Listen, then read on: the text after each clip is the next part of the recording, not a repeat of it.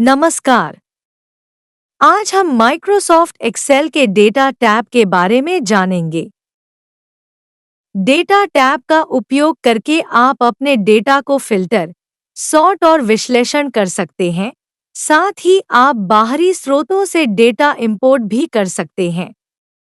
यह टैब विशेष रूप से बड़े डेटा सेट्स के प्रबंधन के लिए उपयोगी है। चलिए एक-एक करके डेटा टैब के सभी महत्वपूर्ण फीचर्स को समझते हैं। Get transform data.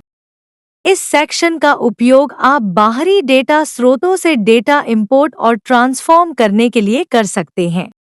Gate data. Gate data आपको बाहरी डेटा स्रोतों जैसे SQL server, web, text files या अन्य एक्सेल फाइल्स से डेटा इंपोर्ट करने की सुविधा देता है।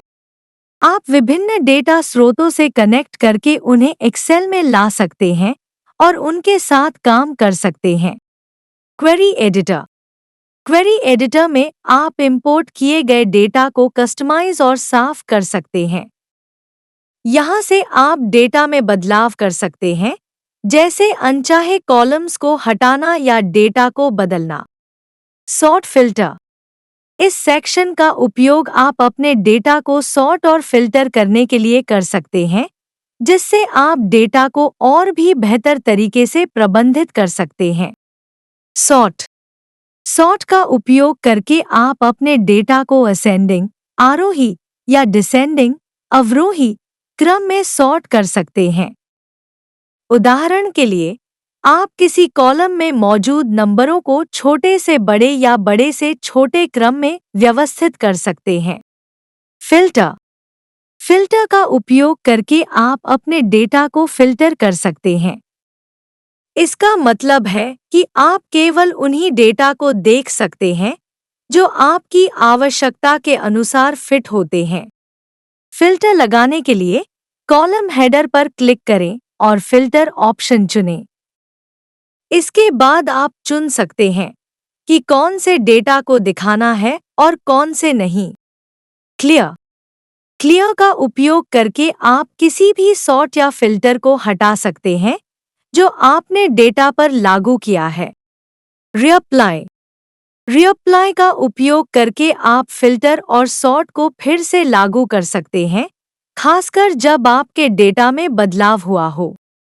Data tools.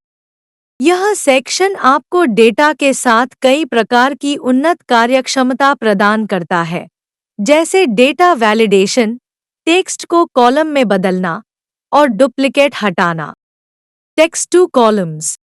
Text two columns का उपयोग करके आप एक कॉलम में मौजूद डेटा को अलग-अलग कॉलम में विभाजित कर सकते हैं। उदाहरण के लिए, यदि एक सेल में नाम और उपनाम दोनों हैं, तो आप इन्हें अलग-अलग कॉलम्स में विभाजित कर सकते हैं। Data validation. डेटा वैलिडेशन का उपयोग आप यह सुनिश्चित करने के लिए कर सकते हैं कि किसी सेल में केवल सही प्रकार का डेटा एंटर किया जाए। उदाहरण के लिए, आप एक कॉलम को केवल संख्याएं या केवल तारीख स्वीकार करने के लिए सेट कर सकते हैं। Remove duplicates.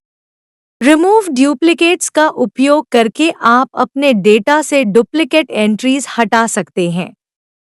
यह फीचर तब बहुत उपयोगी होता है जब आपके डेटा में एक ही प्रकार की जानकारी बार-बार एंटर हो गई हो। Flash fill. फ्लैश फिल का उपयोग करके एक्सेल आपके डेटा के पैटर्न को समझकर स्वचालित रूप से बाकी डेटा भरता है। उदाहरण के लिए, अगर आप पहले कॉलम में फर्स्ट नेम और दूसरे में लास्ट नेम डालते हैं, तो एक्सेल खुद से बाकी डेटा को भरने की कोशिश करेगा। फोरकास्ट। यह सेक्शन आपको भविष्य की घटनाओं का पूर्वानुमान लगाने के लिए टूल्स प्रदान करता है। Forecast sheet. फोरकास्ट शीट का उपयोग आप अपने डेटा के आधार पर भविष्यवाणी करने के लिए कर सकते हैं। यह आपको एक चार्ट बनाकर दिखाएगा कि अगले समय में आपका डेटा कैसे बढ़ेगा या घटेगा। What if analysis. What if analysis tools आपको विभिन्न परिदृश्यों के आधार पर डेटा का विश्लेषण करने की सुविधा देते हैं। सिनारियो मैनेजर, आप अलग-अलग परिदृश्य बना सकते हैं और देख सकते हैं कि उनका परिणाम क्या होगा।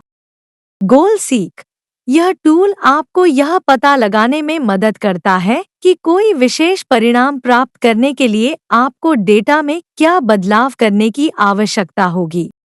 डेटा टेबल, यह आपको एक साथ कई मानों के परिणामों का विश्लेषण करने में मदद करता है।